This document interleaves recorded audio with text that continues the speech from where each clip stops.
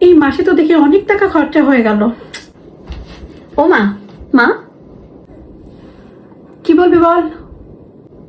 2000 টাকা দাও না, একটা জামা কিনবো, খুব পছন্দ হয়েছে। কি বলিস, জোরে বল।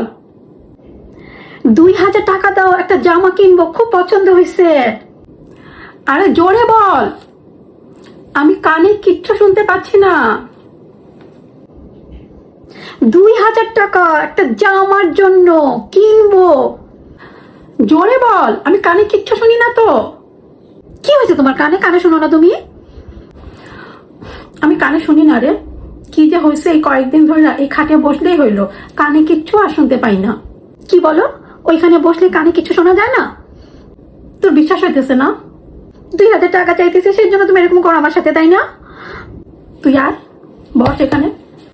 ঠিক আছে, তুমি উঠে আসো, আমি দেখি, ওখানে বসে দেখি ব্যাপারটা কি।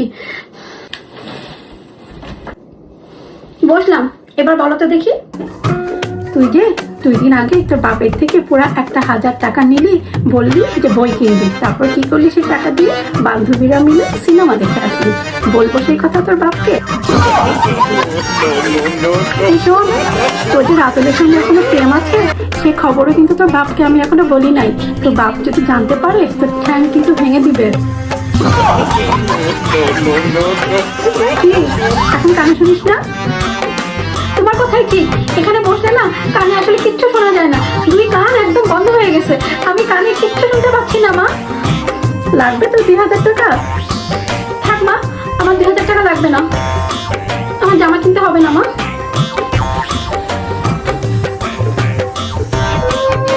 আসছে আমার 2000 টাকা নিতে জামা কিনবে, সব কত।